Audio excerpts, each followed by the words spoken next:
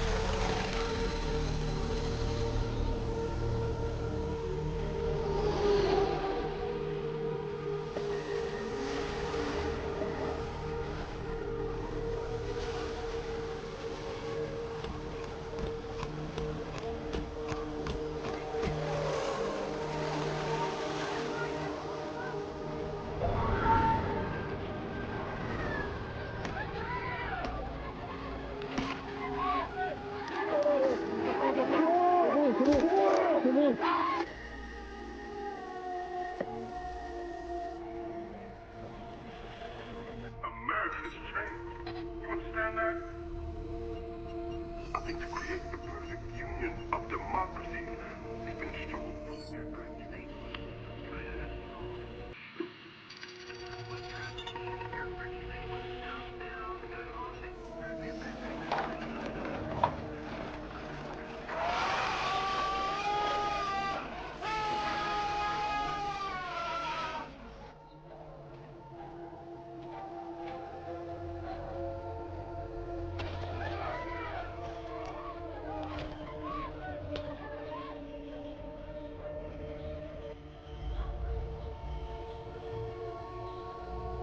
Dear passengers, people who behave disorderly in public areas will be punished according to regulations, and their behavior will be reported.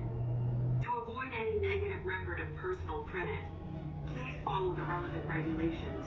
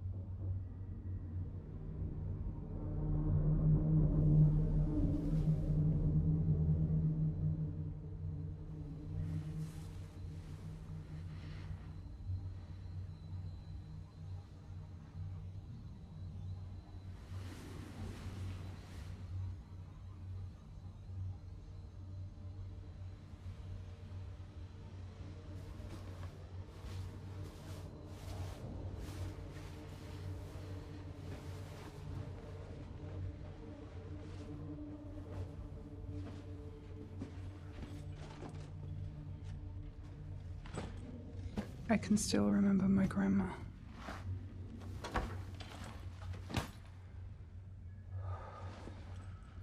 I used to help her out. My grandma used to say her memories were slipping through her fingers, like sand. She said we didn't know it. But that was happening to all of us, too. She said soon there'd be no past, no history. She said it was the truth, and she didn't care who heard. Then one day, they came for her, and she was gone.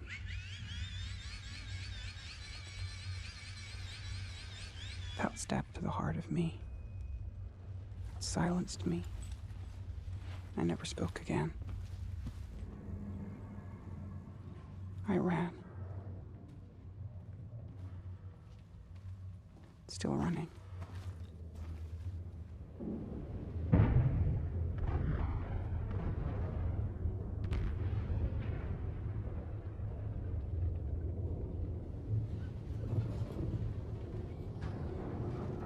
My life's turned into one of those sci-fi comics I used to read. I live off-grid. My place is in shoes, on the lower ground.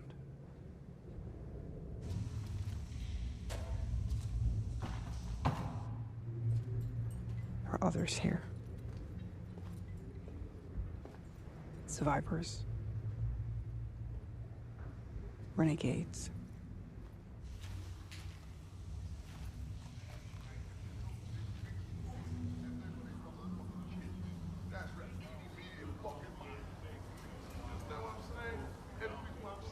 There's a tunnel up to Fragrances where the old entrance was. It's one of the 6 ways up to the surface.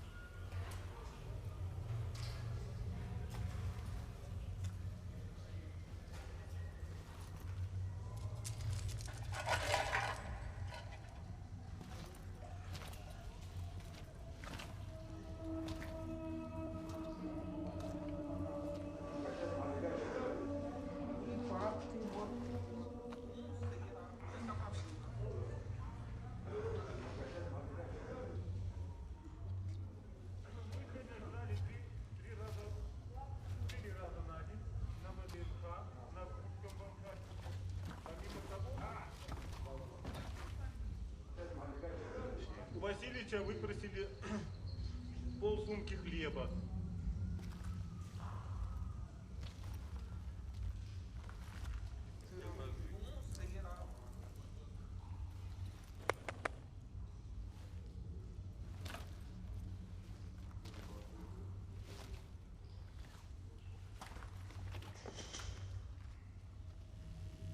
Hey, Ghost. Going up? Stay safe.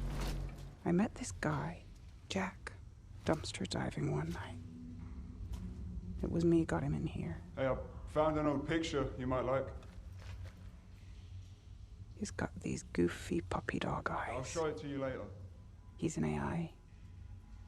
Stay safe. He listens and watches everything. You can't trust anyone anymore.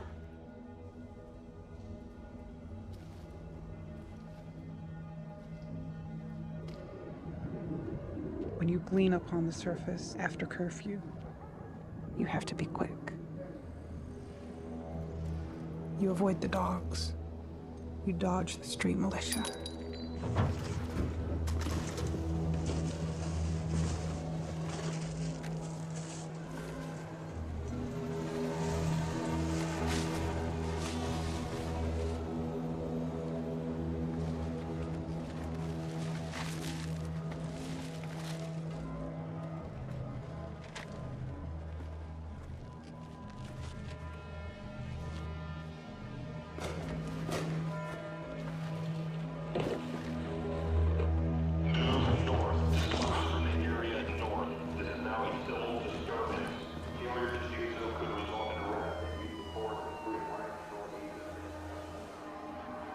People thought the world would end.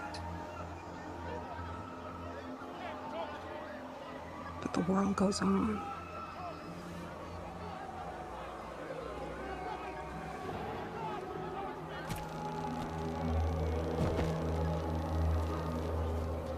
It's us who will end.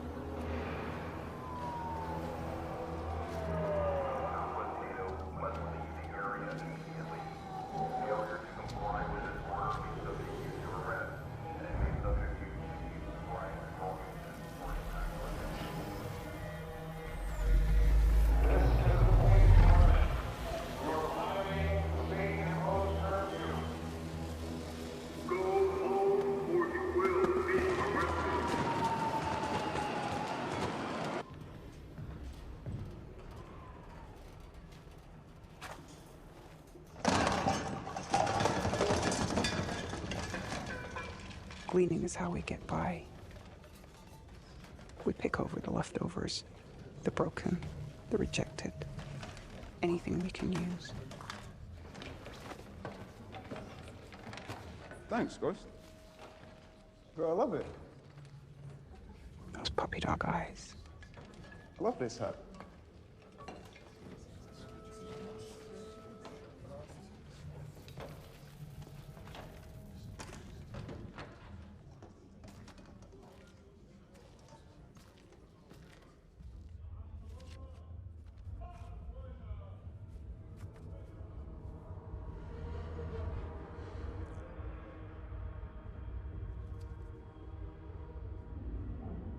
I have no mercy or compassion in me for a society that will crush people and then penalize them for not being able to stand up under the weight.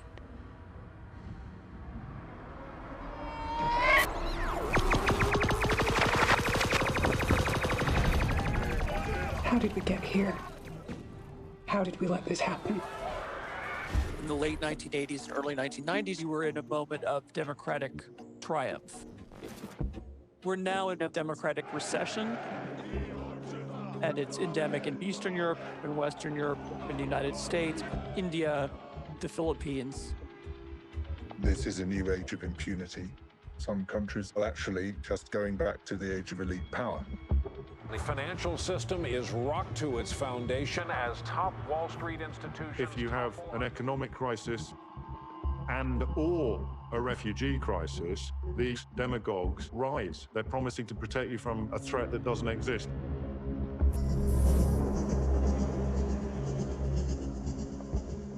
You have an incredibly dishonest right-wing media. It pushes disinformation. Hate and fear are being sown online across the world, spreading lies paid for with illegal cash. It's subversion.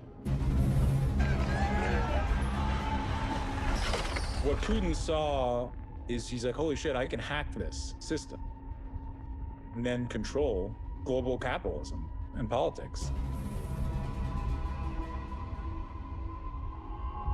There are transnational oligarchs funding dark money think tanks and fake institutions.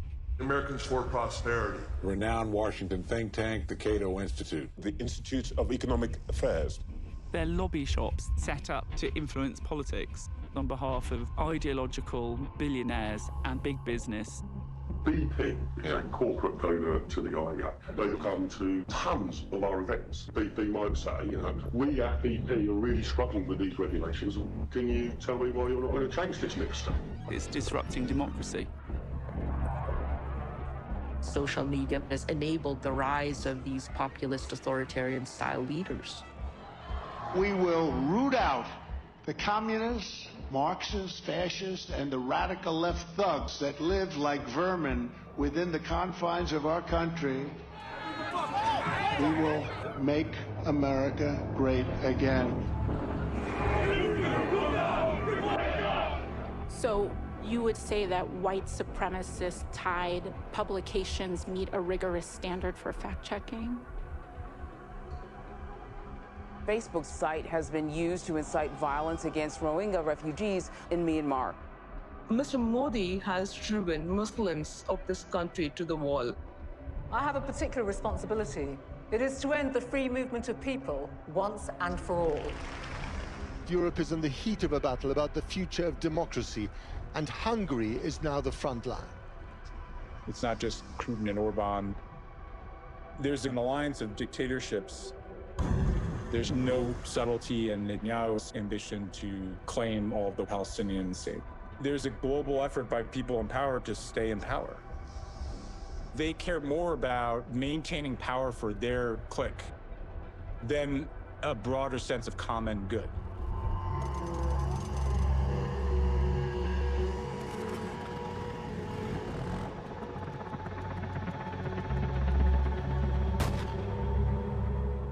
Hitler massacred 3 million Jews. There's 3 million drug addicts. I'd be happy to slaughter him.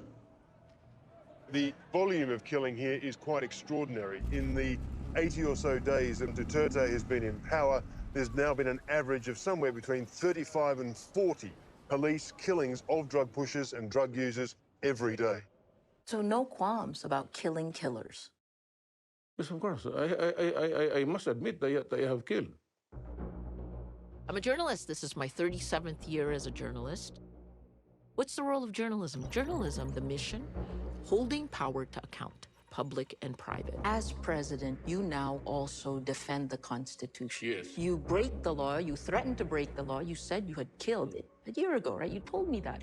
And yet, you now have the task of keeping the rule of law. And you said you would do that also. How do you? Because the rule of law, there must be fear. When Duterte took office, our institutions crumbled. He became the most powerful person within 6 months. Just because you're a journalist now, you're exempted from assassination. Not wrong. We continue doing our reporting.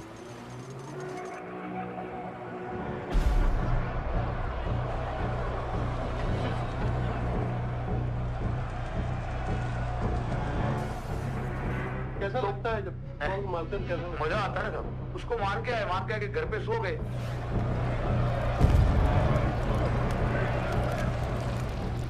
On the worst day of the violence, when murder and looting were taking place all across the city, we saw policemen just standing by, watching what was happening, but doing nothing to try to stop it. When you look back over the last month, you've been the leader of this state through a very difficult period. Do you think there's anything that you should have done differently? Yes.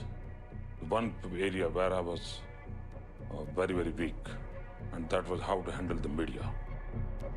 He doesn't like criticism, he's self-obsessed, he's a megalomaniac, and I say that all the time. My name is Rana Ayub. I'm a global opinions writer with the Washington Post. I'm an investigative journalist. I write stuff which the government does not like. Mr. Modi is going from strength to strength. He's become a leader of anti-Muslim bigots across the country. I spoke about the fact that here is a man who's an authoritarian, whose only politics is his prejudice of Muslims, whose only politics is persecution of Muslims. And if this man comes to power, he's going to repeat that. And that's exactly what has transpired since Modi came to power in 2014.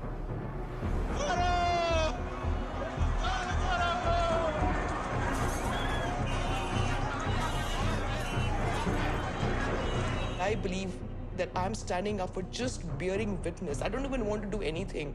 I don't want to be anybody's hero. I don't want to be put on a pedestal. I just wanted to speak my truth.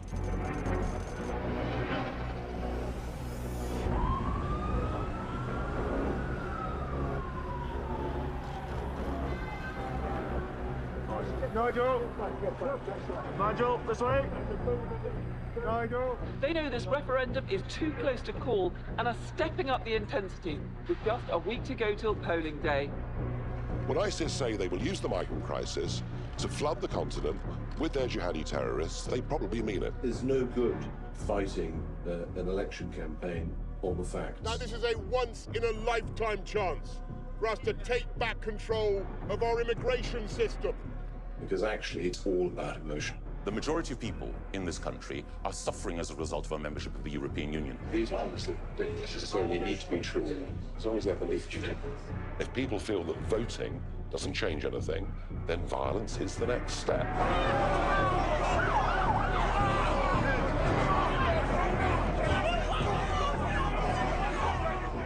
other journalists have uncovered is that multiple crimes took place during the referendum. It was the biggest electoral fraud in Britain for 100 years. I'm a journalist. I kind of came into investigative journalism accidentally when I was a feature writer. This is what they were posting on Facebook, paid for with illegal cash. How do you hold power to account? That's all I'm trying to figure out is like, what are the different mechanisms for holding power to account? Because the old ways don't work anymore. We have no idea who saw what ads, or even who placed the ads, or how much money was spent, or even what nationality they were. When I stumbled into this story, it was really like the scales falling away from my eyes when I understood so much is actually controlled beyond the naked eye. If you're interested, what I'd like to do is set up something, and I'll fund it somehow, that I think you're the perfect guy. We help knit together this populist nationalist movement throughout the world. Because guys in Egypt are coming to me, the Modi's guys in India, Duterte, you know, and we get Orban and even thing, and we're somehow some sort of convening authority. It's a global revolt.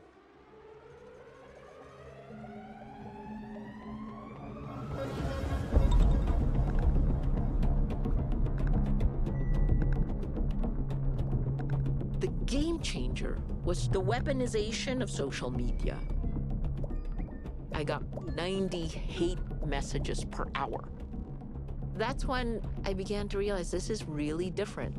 These tech companies enabled a real shift because exponential lies literally came at us so fast that our human capacity to absorb and fight back was gone. 8.5 million tweets were directed against me, in which the language is so similar: jihadi, burqa-clad, ISIS sex slave, terrorist sympathizer. I personally got really targeted. There was this systematic harassment going on online. It became overwhelming. The weaponization of social media was quickly followed by the weaponization of the law. Inyong reporter, they will be allowed to criticize us. But you go to jail for your crime. A prominent critic of Philippine President Rodrigo Duterte has been arrested. Maria Ressa is CEO and executive editor for the online news site Rappler. Journalist Rana Ayub, who's been a fierce critic of the government led by Prime Minister Modi, has been named in a charge sheet filed by the Enforcement Directorate over alleged money laundering. Carol Cadwalader, as a result of your reporting on Brexit, you have been sued by a British businessman. This boys' club reads each other's manuals. Okay, what have we done? Minorities silenced, media silenced, dissenters arrested, killed. Social media, we have co-opted them. Information technology, we have used them. They all follow the same playbook. Now it fits. Now it fits how you make journalists and critics and activists enemies of the state. If you don't have facts, you can't have truth. Without truth, you can't have trust. If you don't have any of these three, you don't have a shared reality, you can't solve any, let alone existential problems like climate change. You can't solve any problem.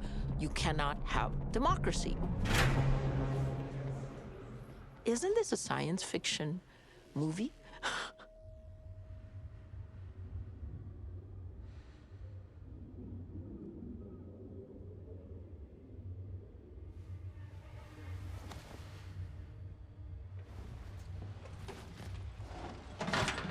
Grandma read newspapers, watched TV news nonstop. She recorded everything, said she was keeping the receipts. I didn't understand. I was too young. News disappeared, just like Grandma. Nobody noticed or cared.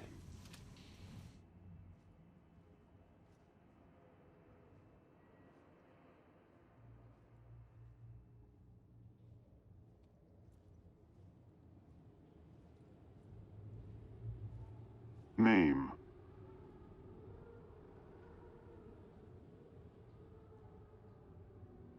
Where were you born?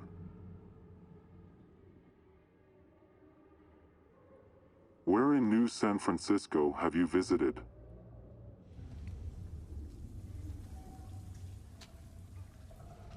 Don't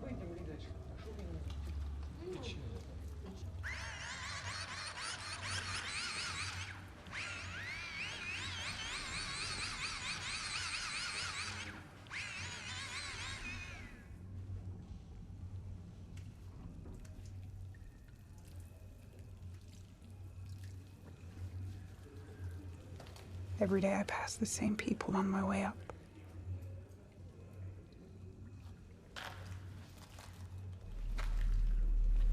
The girl who used to sing is gone.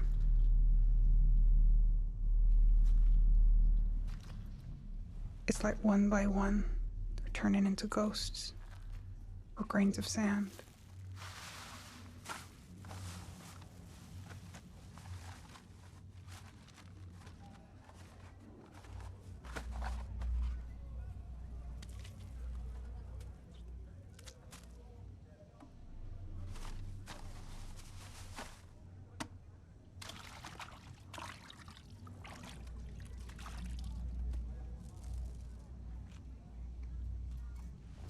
There was one place.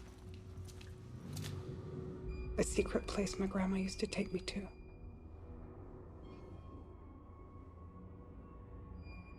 When I was small, I thought this was where people came to pray.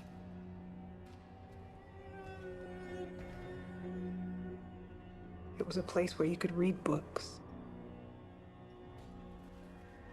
There was special writing, too, about things you couldn't see. Where you could meet people and not be afraid they'd rat you out to the authorities.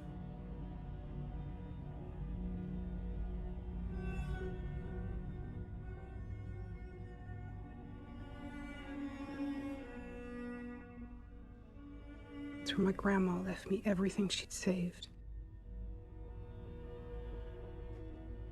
All the memories. And all the recordings she'd made. Her receipts from her life, and from a long time before, too.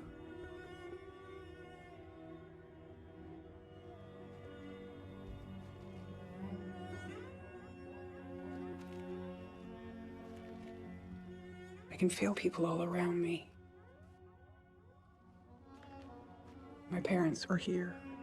And my grandma, too. It's our memory they want to wipe out. Language, culture, and history. And people connecting. People protesting.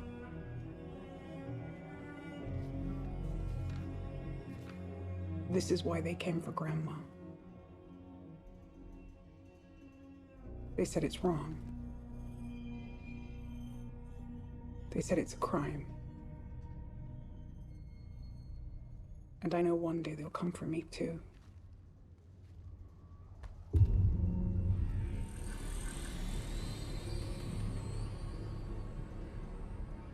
The event wasn't just one thing. It was a slow creep. Places we used to visit got taken over. Walls got built. Access was denied. When you're desperate, just surviving, you can't see what's been taken away. You can't fight back.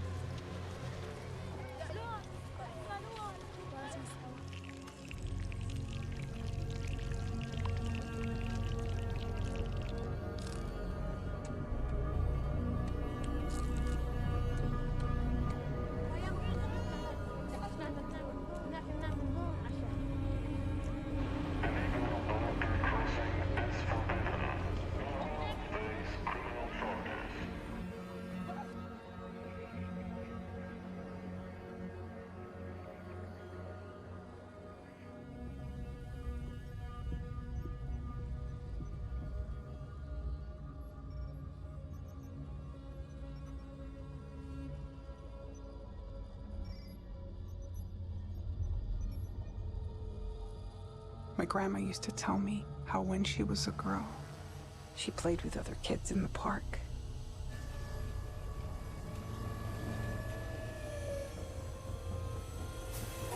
And one by one, they stopped showing up. Some of them got sucked into screen images. Some of them got suicidal.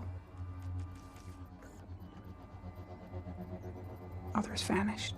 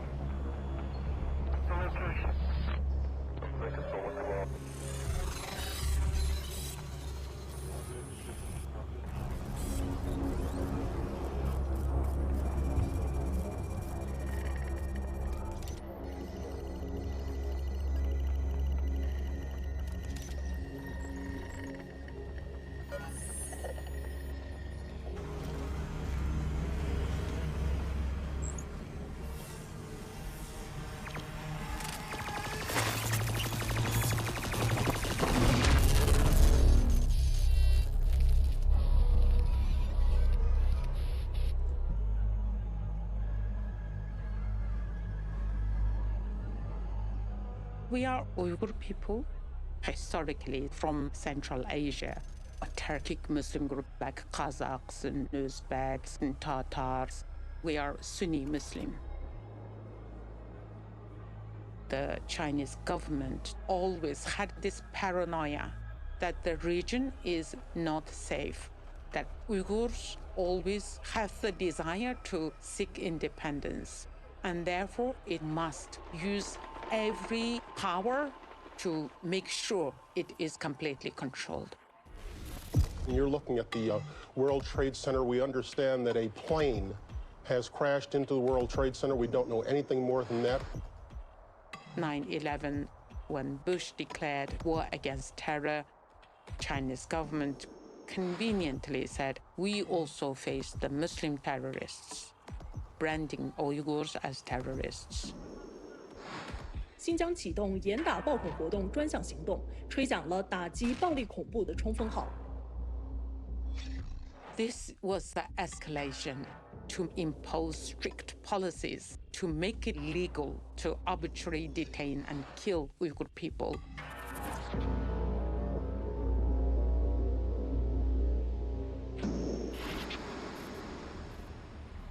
Then this kind of high-tech surveillance started, using cameras, facial recognition. They set up a working group to examine every person, every family, to check who has traveled abroad, who ever signed any petition, ever protested for anything. They categorize the entire population as normal, suspicious, and untrustworthy. They built the biggest reservoir of data ever collected.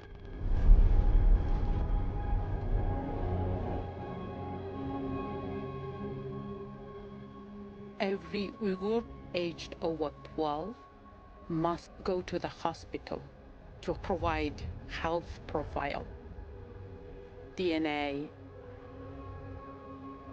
fingerprints, iris scan,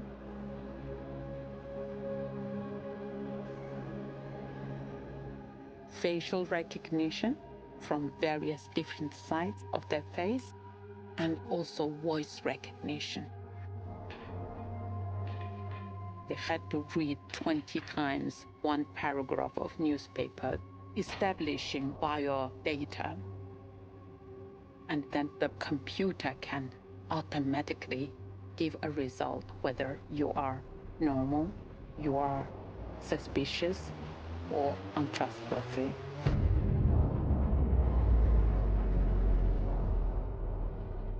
The Uyghurs have many of the same complaints as the Tibetans.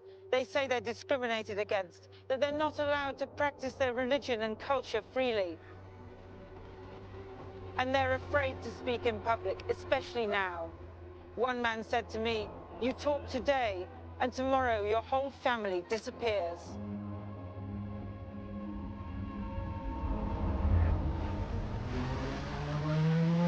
Human rights campaigners say that over 1 million people have been interned in concentration camps in the far west province of Xinjiang. It's probably the largest internment of an ethnic or religious minority since the Holocaust. Those who they believe potentially are untrustworthy, not even dangerous, potentially have to go to these so-called re-education camps. They completely re-engineer them. So the Uyghur people were given two choices. You either become a Han Chinese person, or you die.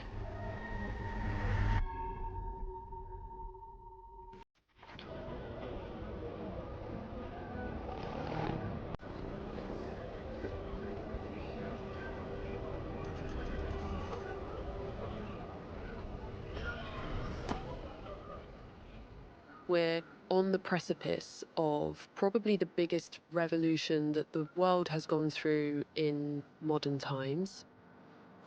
China is the blueprint because this technology is for sale.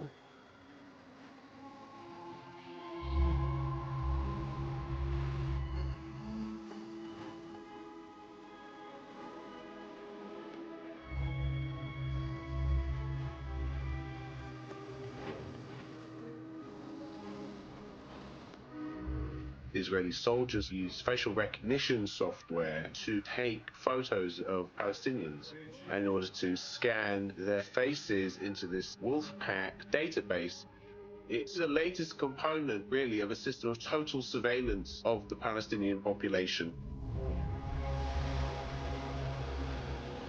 Israel has found a way to control millions and millions of Palestinians through surveillance technology, through weapons, through drones.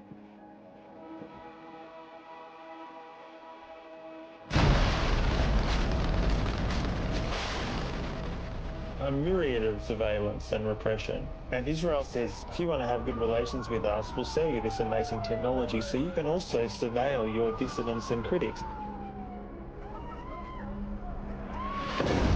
Technologies integrated into warfare, and their algorithms that help guide military strategy that offer death and destruction among civilians.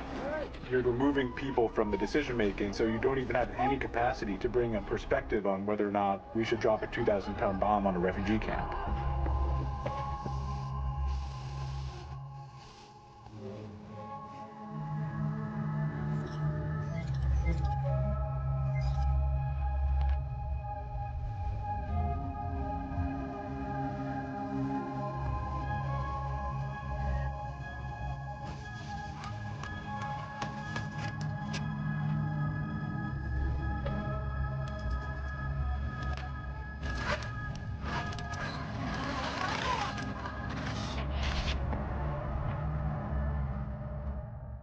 The way in which we communicate and live is changing. The possibilities for what people in positions of power can do and the way that they can intrude into our lives, into our relationships, has all changed. Because we have this totalitarian architecture around us, you only need a change of government or change of circumstances before it's used in a totalitarian way when it's too late.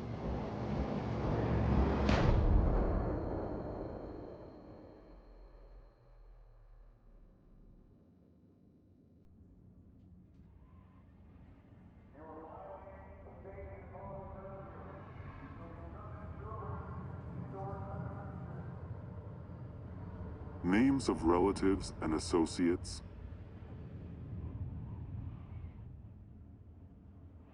What groups or organizations do you connect with?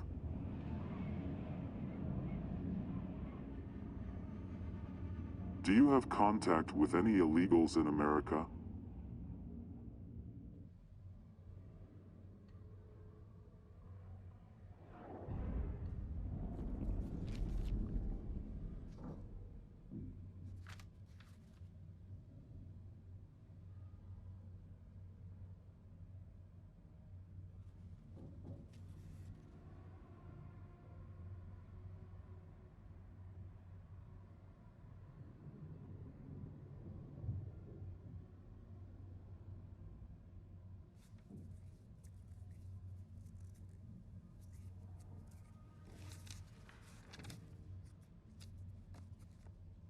I believe there will be a clash between those who want freedom, justice, and equality, and those who want systems of exploitation.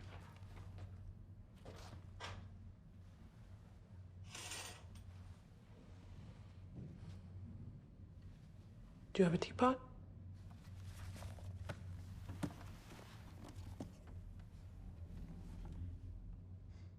Do you mind?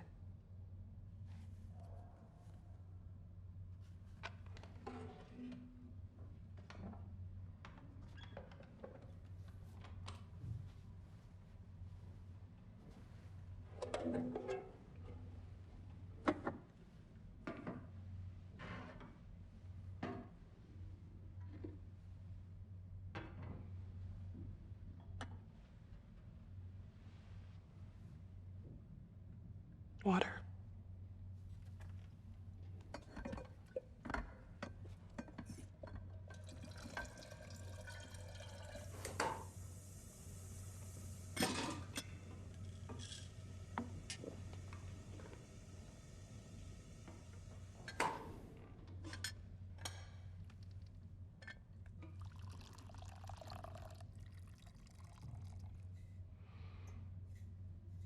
Greek mountain tea. My secret store.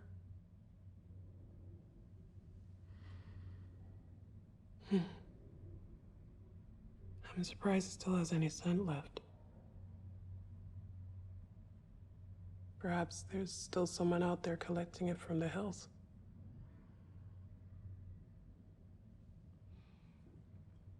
Perhaps there's still hills out there. Perhaps there's a Greece, a Japan. If they're not both under the sea.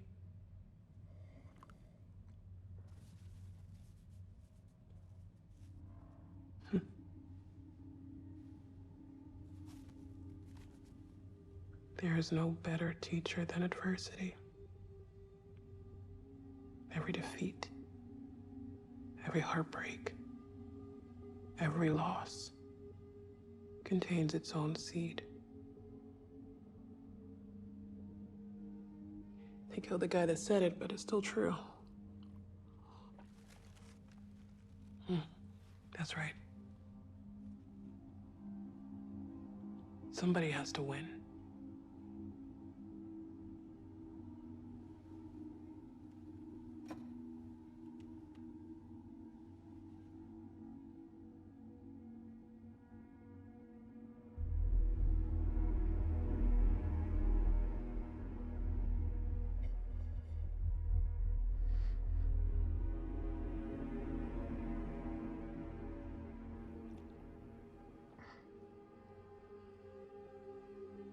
She used to be a professor of history, until AI decided what she taught was obscene and criminal. It's when she came down to live with us. This was the last time I saw her. She vanished soon after. Happens all the time. That's how I know she was a true friend. Someone I could trust. You had honey in the past. But it's too late now. She's gone.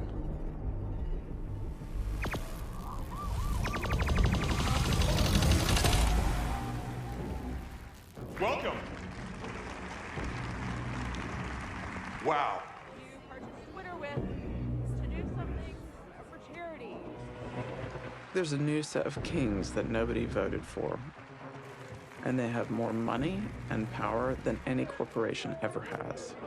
Tesla boss Elon Musk is now the richest person in the world with a net worth of $185 billion. Facebook's got $46 billion in cash.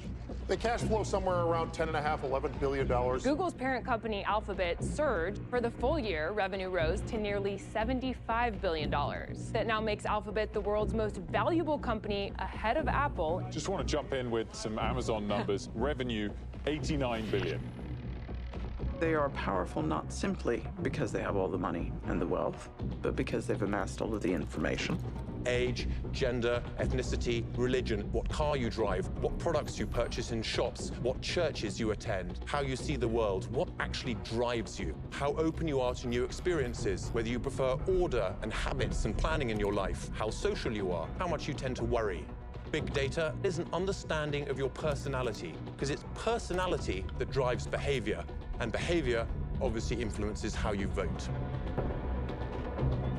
These technology companies have become behavior modification systems for sale to the highest bidder. We are worth more when we are dead slabs of predictable human behavior than when we are as living, breathing, informed citizens of a democracy.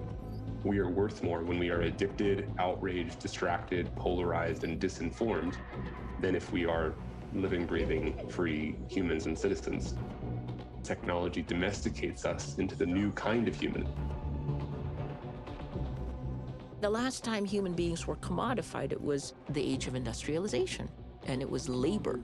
And when labor was commodified, we had sweatshops, we had factory lines, we had child labor, we had exploitation of our physical bodies. Now, what's commodified is not our physical bodies, it's our attention.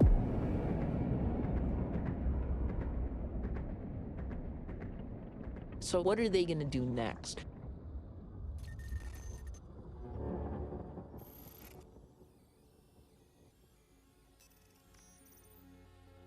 In 2017, a new AI engine got invented. These things are generative, large language, multimodal models.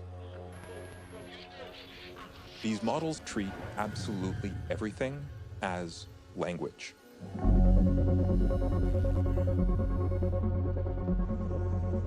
Everything human beings do runs on top of language.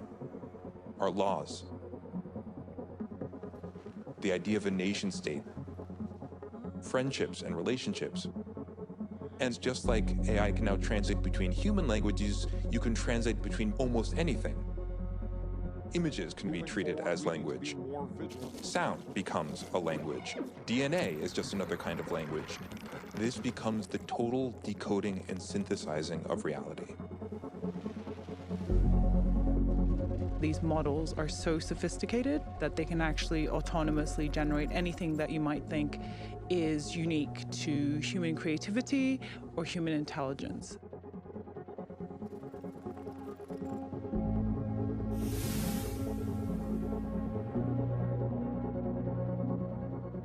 It is a massive cybersecurity issue. It's a national security issue. It is a potent threat for geopolitics, election hacking, because anybody's identity can be assumed and appropriated.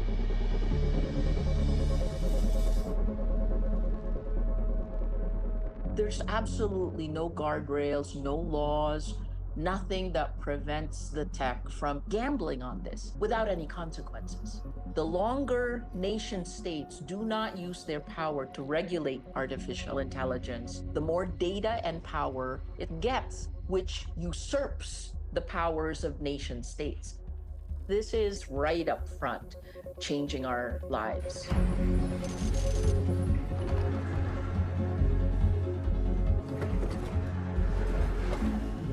Every worker has a scanner at all times that basically tracks exactly where you're at.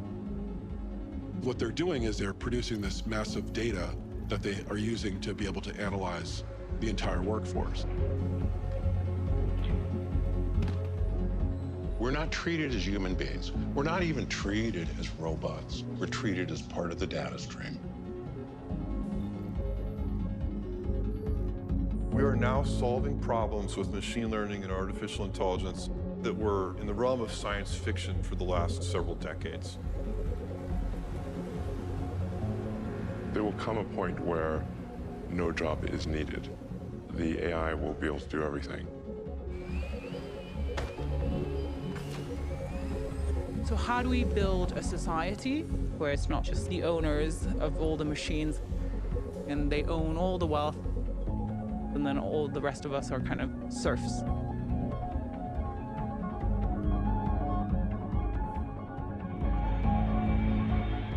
wealthy getting wealthier, the poor getting poorer. AI will exacerbate that.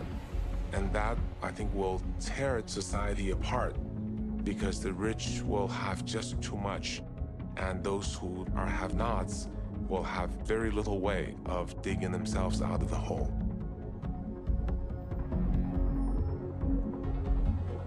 What we're looking at is a paradigm change in human communication, even human evolution. The key question is, who controls the machines?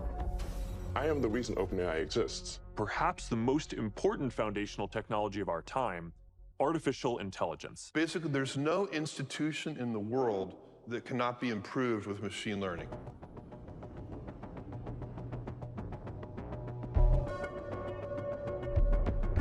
If we continue giving our money to these technology corporations, these people will have more power and wealth than the entire world. And that's what the most alarming thing is. Ladies and gentlemen, please welcome on stage Peter Thiel.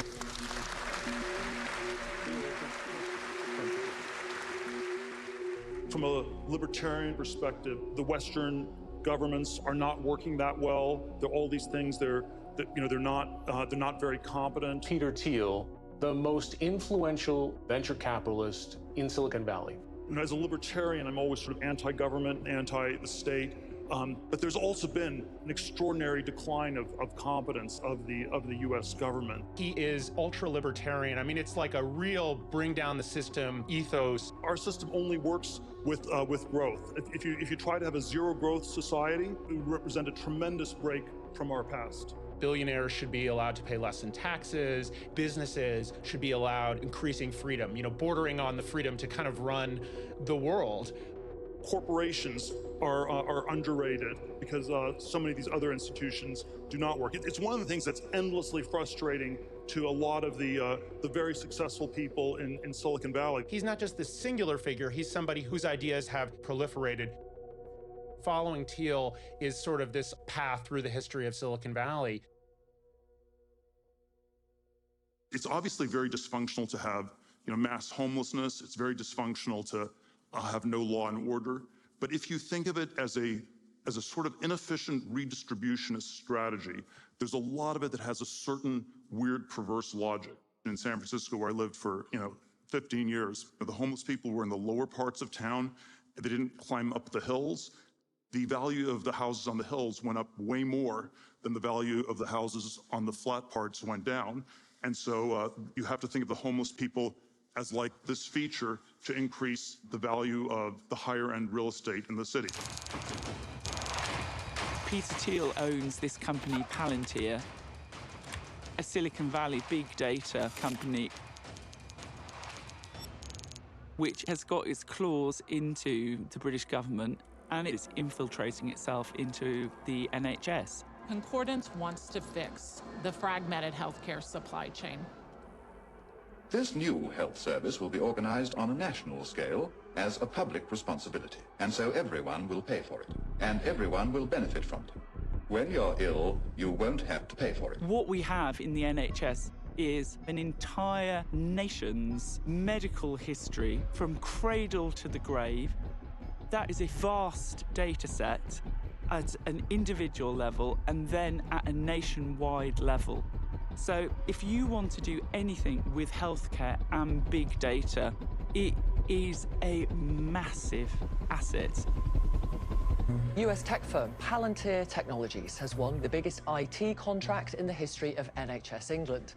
The company have been awarded a £330 million deal to provide AI software to bring together the data of patients. It's really, really important people are transparent with what ultimately is our data. The first funding that Palantir ever got was actually the venture capital arm of the CIA. And up until very recently, all of its customers were the government. This includes the Department of Justice, Department of Defense, Department of Homeland Security, Immigration, Customs Enforcement. The idea that a company like that, a company involved in surveillance, in counterterrorism, in border enforcement, has any place in the NHS, which is ridiculous. He's ahead of the curve, and I want to thank him, and you have pretty special that. Peter Thiel is a perfect example of a libertarian tech bro who believes that what we really need is to get away from the reins of the state and just set up some kind of free-for-all system where the billionaire Ubermensch can live unfettered by other people. We have to save this planet, and we shouldn't give up a future for our grandchildren's grandchildren of dynamism and growth. We can have both. Manufactured worlds rotated to create artificial gravity with centrifugal force. These are very large structures, miles on end, and they hold 1 million people or more each. High-speed transport, agricultural areas, some of them would be more recreational. You could have a recreational one that keeps 0G so that you can go flying. These are ideal climates.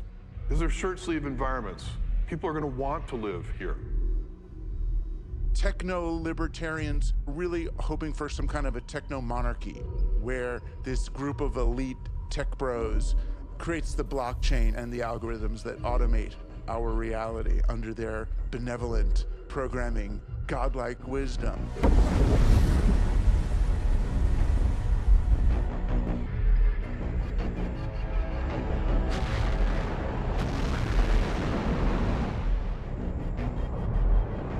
It's survival of the richest, because they're preparing for a civilization-threatening catastrophe in their lifetime.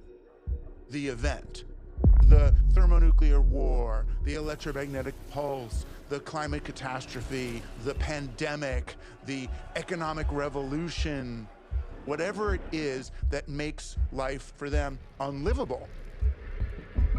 So they're running around trying to make toys that somehow fix things, like underground bunkers and rocket ships.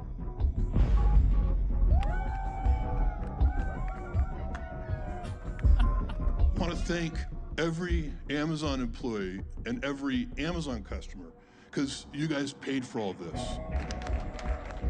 It's always an ends justifies the means journey toward their better place, and externalizing a tremendous amount of horror onto whoever isn't on board their particular thesis.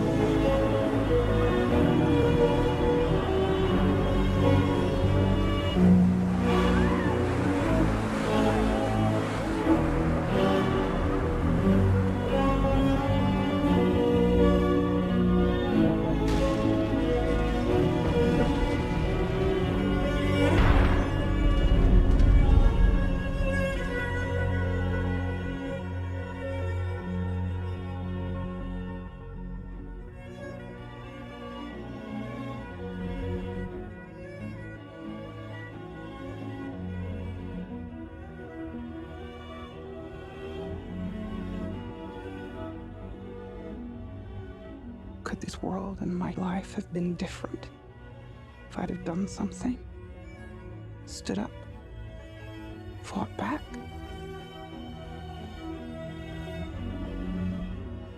What difference could I make on my own?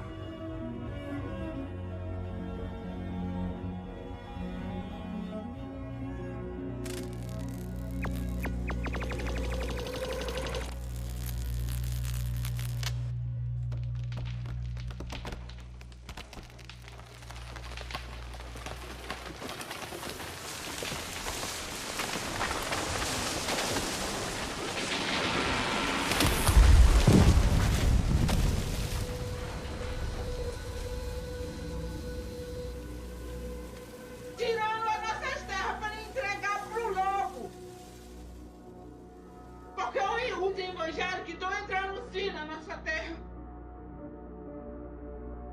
para dividir o nosso povo, tirando a nossa cultura, agora quer tirar a nossa alma. E aquele Bolsonaro dizer para ele: respeita a nossa vida, respeita o nosso território, respeita o nosso direito, respeita o nosso antepassado. Nós não vamos entregar nossa terra, porque nós estamos aqui para lutar.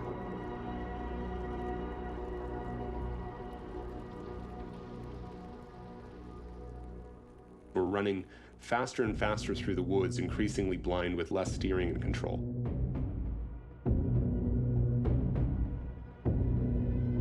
Things are going faster and faster and faster. We no longer have a grip on time itself. There are geological natural changes, there are social changes, and there are technological changes. And I think mostly we don't feel that we're in the driving seat. We feel that these forces are driving us.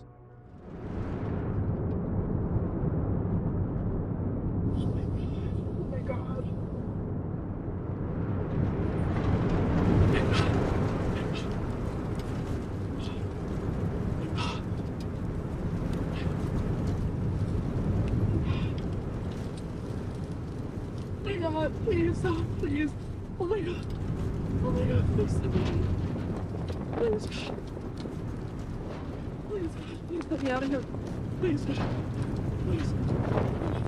Whoa. Whoa. Oh my God.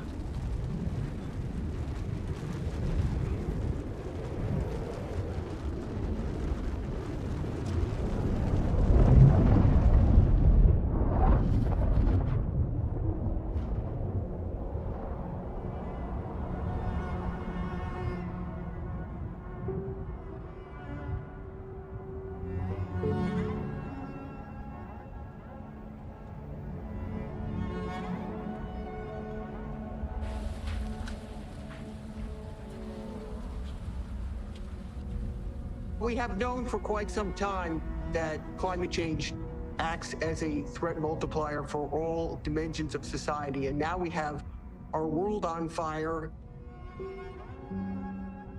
We're losing lives. We've got infrastructure buckling. We should be accelerating into the energy transition now.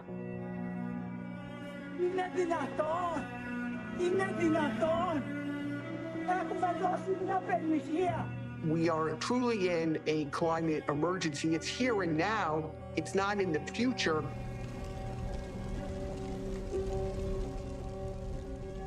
We have faced a lot of bad stuff in the past. Wars and famines and genocides. But this is bigger than any of that. If we allow dictators, billionaires, and private corporations much more power, they will allow the planetary scale trashing of ecosystems. And we will see the collapse of almost all life on Earth. Our duty as people who care about other people is to oppose those who don't care about anyone except themselves. Because if we do nothing, we face mass extinction.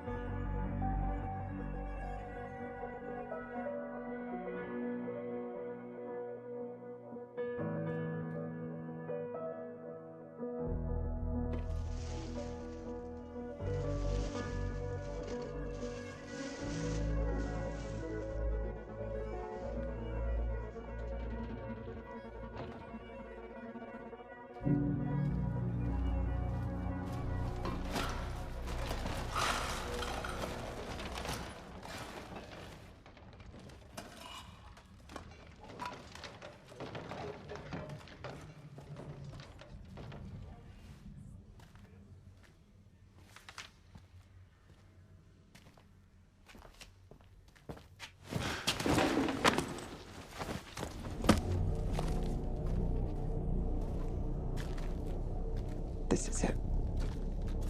They've come for me. It's my turn.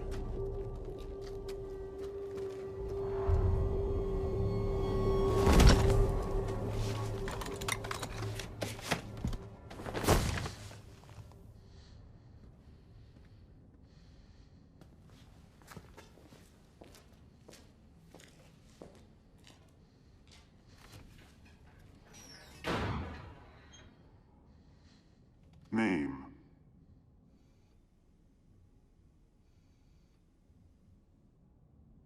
Where were you born?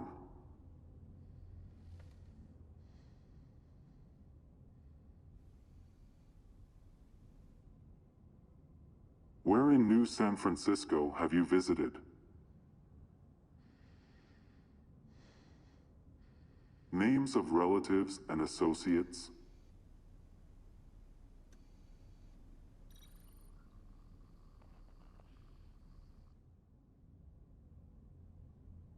What groups or organizations do you connect with?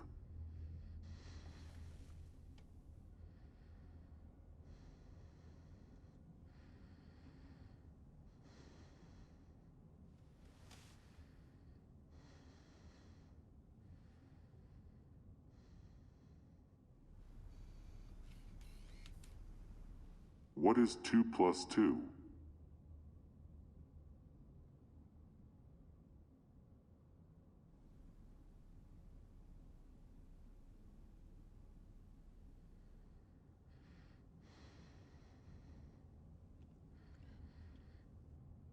Which books have you read?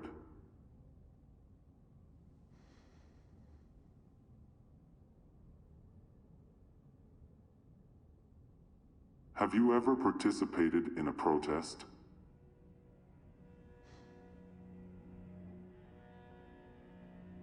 Do you pray?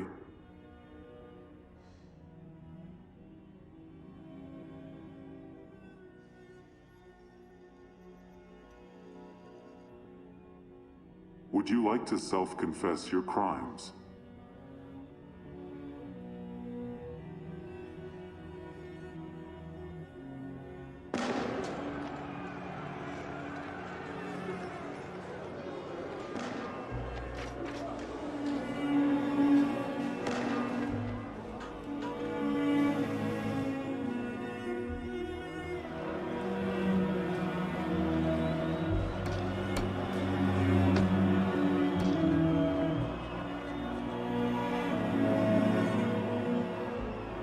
I really feel like we're already living in a science fiction world. And in this world, individual will is gone. That's the reality we're already living in.